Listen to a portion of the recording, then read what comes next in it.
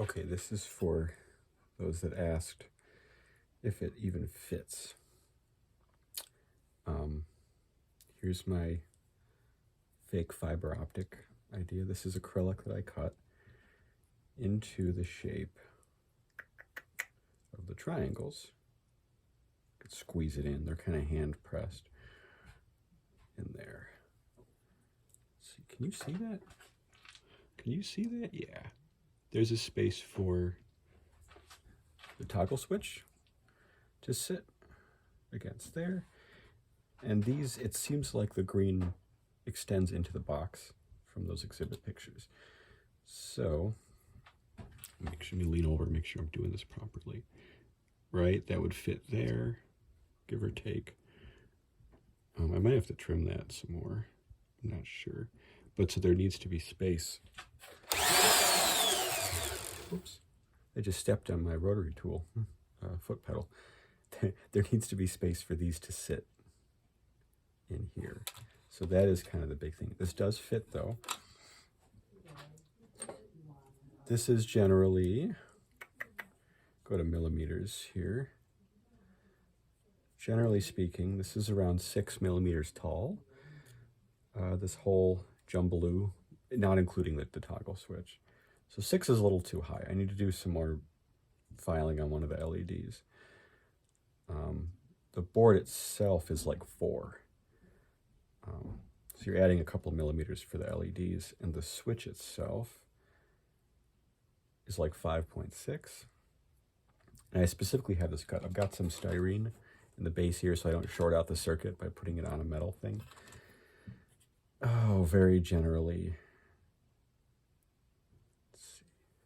The box is like 9 tall.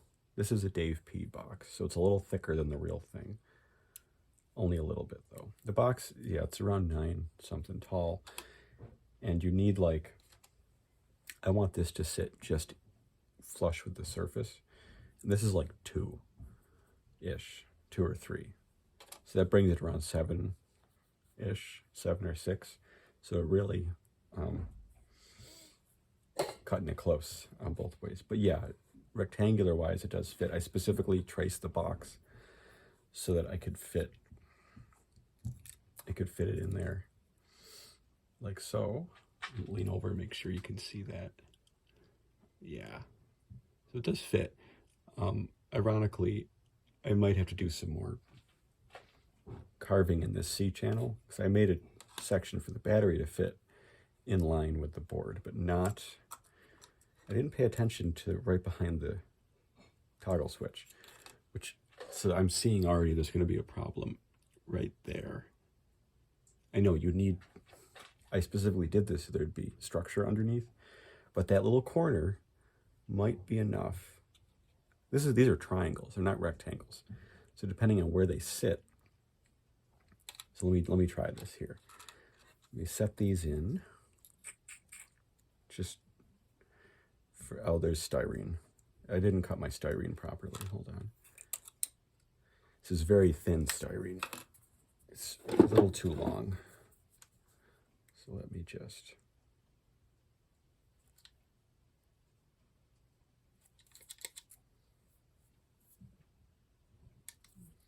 do the corners just to be safe here. That's better. That's better. Okay, so let me put this in here. Now, let me see if you can see that. I know I'm doing this. Okay. Yeah, there we go. You can almost see that. Let me move this light over. Oh, I got this light too. Does that do anything? Yeah, okay, it does a little bit. There's those. The red might be too long. I don't know. But yeah, there you go. So there's the problem. I hope you can kind of see that. The green and the switch don't quite meet. And I think the red might be, no, the red's fine. There's 1.5 millimeters where the wires can sit, which is nice. But yeah, that corner, that little corner next to the toggle switch is the problem. I think with that gone, we'll be able to get these tucked in properly. See, there's space behind the red and the green, but this is 3D geometry, so we're really trying to like get those in there. And yes, that's what you would have seen in the exhibit. Trying to get the green behind there. Interesting, right? I also have, I don't know if you know this, but I broke my board. If you read up further, you can see it snapped it right in half. So I had to glue it back together with a piece of brass strip as serving as like a bridge. So I glued it all together. So even though we're now seeing some different things, I think, I'm still going with that little hole right here that we thought, you know, triggered like a switch. Just because I'm putting broken pieces back together, so that's fine. But that is a good place to access literally the switch. But you can see this here. These are those modern toggle switches, those modern snap switches, right? The SX1T kind of works, but it's a little too tall.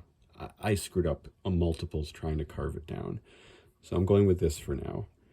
And the regular distance of that lever is a little too far forwards.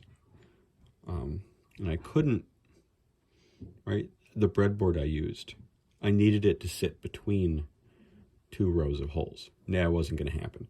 So I put it in this row, but the lever was sitting too far this way, so that when I put this over, you wouldn't be able to get at the lever in that hole. Literally, you would have been poking the triangle between the two. So I put one of the legs from my LEDs that I cut, I stuck it in right there. See if you can see this. And I soldered it in, welded it in, and it literally holds the toggle switch like half triggered. I don't know if you can see that. It's tough. Yeah, there, you can kind of see it there.